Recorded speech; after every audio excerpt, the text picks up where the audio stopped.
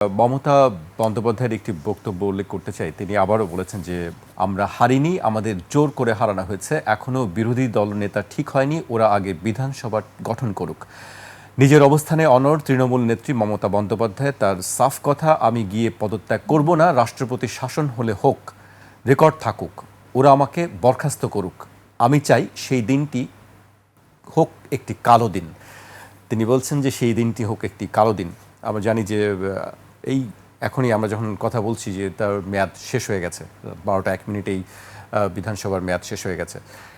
এখন রাষ্ট্রপতি শাসন জারি হবে না কি হবে সেটি আসলে সময় বলবে। স্যার, আপনি কিভাবে দেখছেন এই মুহূর্তটি? আমি বেশ সপ্তাহখানেক আগে একটা টিভি টক শোতে এটা আমি ফোরকাস্ট করেছিলাম যে মমতার যে ব্যক্তিত্ব এবং এই যে প্রায় 90 লক্ষ অর্থাৎ 9 million people were kept out of the voters list, তাদেরকে ভোটার্স লিস্টে রাখা হয়নি, এটা মমতা মেনে নিল কীভাবে? ইলেকশনে যাচ্ছে, তার ধারণা ছিল যে এটা 27 লক্ষ ভোটার বোধহয় বাদ পড়েছে। তার এ সত্ত্বেও মমতা ব্যানার্জির কনফিডেন্স ছিল যে সে জিতে যাবে। কিন্তু এটা যে এত মেলোড্রাম্যাটিক হবে আমার মনে হয় বিজেপি নিজেই কল্পনা করে নাই যে এতগুলো সিট তাদের হাতে আসবে। এর ফলে যা ঘটার, যে মমতার যে সহনশীল অ্যাটিটিউড ছিল ভোট গ্রহণের আগ পর্যন্ত, সেটা এখন বাঁধ ভাঙা জোয়ারের মতো ভেঙে পড়েছে।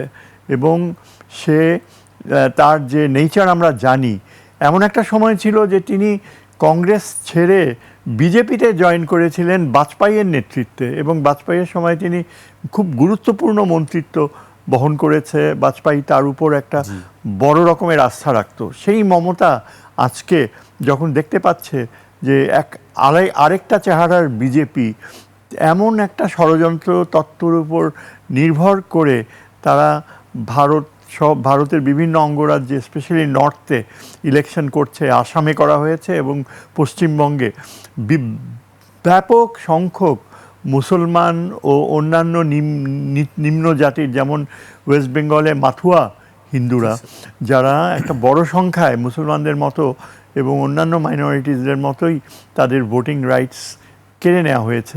এটা মমতার জন্য একটা এখন অবিশ্বাস্য বাস্তবতা হয়ে দাঁড়িয়েছে।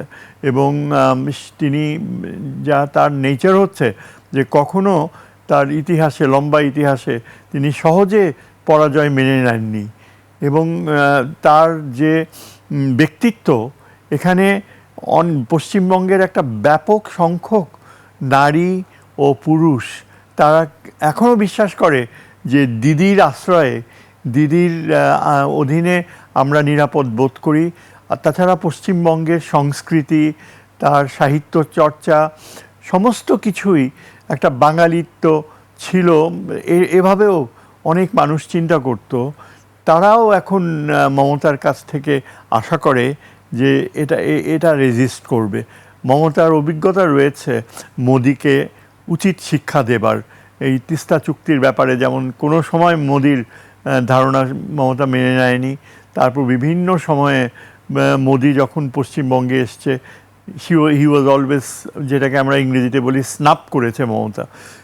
এত কিছু একটা ব্যাকগ্রাউন্ডের পর এই যে মমতার কথা যে দেখা যাক কে হয় বিজেপির পার্লামেন্টারি লিডার, অর্থাৎ শুভেন্দু অধিকারী যদি মুখ্যমন্ত্রী হয় তাহলে মমতা শুধু পার্লামেন্ট না, পার্লামেন্টের বাইরে পশ্চিমবঙ্গের দৈনিক জীবনে অতিষ্ঠ করে তোলার মতো তার সমর্থক গোষ্ঠী রয়েছে। এখন যেটা ঘটতে পারে সেটা আমার মনে হয় যে মমতা হয়তো ভবিষ্যতে, আমি মনে করি না যে পশ্চিমবঙ্গের রাজনীতিতে মমতা আবার ফিরে আসার কোনো সিরিয়াস ইচ্ছা রয়েছে। সে এখন সত্যিকার অর্থে বলতে গেলে কি, পশ্চিমবঙ্গে এমন অর্থনৈতিক বাস্তবতা এখন দেখা দিয়েছে যেখানে পশ্চিমের সেন্টার দিল্লির সহযোগিতা, তার নিজের লোক, দিল্লির লোক যদি কলকাতায় না থাকে তাহলে পশ্চিমবঙ্গের অর্থনৈতিক উত্থান ঘটা একেবারেই অসম্ভব মমতার জন্য। এই কারণে আমার মনে হয় মমতা আগামী 2 বছর এই পশ্চিমবঙ্গে সে এমন চেষ্টা করবে যেন শুভেন্দু কোনো সময় শান্তিতে সরকার চালাতে না পারে, এবং তার আলটিমেট চেষ্টা হবে যে আবার রি-ইলেকশন হোক বা প্রেসিডেন্ট রাষ্ট্রপতির শাসন স্থায়িত্ব অর্জন করুক। কিন্তু আসলে মমতার মেইন গোলটা হচ্ছে কেন্দ্রে ফিরে যাওয়া। আমি মনে করি যে গতবার তার যে প্রচেষ্টা, বিভিন্ন অঙ্গরাজ্যে আপনার যে অ্যান্টি বিজেপি ফিলিং যে রয়েছে, যেমন সাউথে, তারপরে এই যে পাঞ্জাবে, এবং আরও উত্তর পূর্বের দুই একটা অঙ্গরাজ্যে, যেমন এই যে মণিপুর, অরুণাচল, নাগাল্যান্ড, এইসব জায়গায় অ্যান্টি বিজেপি ফিলিং কিন্তু ডরমেন্ট হয়ে আছে। এবং মমতা খুবই ভালো অর্গানাইজার। আমি তো মনে করি যে রাহুল গান্ধীও এখন একটা ইলেকশন করার মতো, কংগ্রেসের নেতৃত্বে যাওয়ার মতো ব্যক্তিত্ব অর্জন করেছে আমার ধারণা। সেটাকেই আমার মনে হয় মমতা আরও, কিন্তু তার যে বয়স 70 পার হয়ে গিয়েছে, এখন পর্যন্ত তার কোনো সিরিয়াস হেলথ প্রবলেম নাই, কিন্তু এর পরেও আমার ধারণা যে মমতা মোদিকে রিভেঞ্জ নেবেই। শুভেন্দু অত গুরুত্বপূর্ণ না, কিন্তু মোদি আলটিমেটলি, মমতা বলেছেও একটা সাংবাদিক সম্মেলনে যে আমি দেখব যে মোদি কিভাবে ইয়ে করে, এবং সেন্টারে যে আমার মনে হয় she will play big role. উত্তরপ্রদেশে ওই আমাদের মুলায়ম সিং যাদবের পুত্র, এই যে পার্টি সমাজবাদী দল, এদের উত্থান ঘটাবে, এবং পাঞ্জাবে আকালি দল সহ অন্যান্য দলগুলোর মমতা র্যালিং পয়েন্ট হিসাবে কাজ করতে পারে।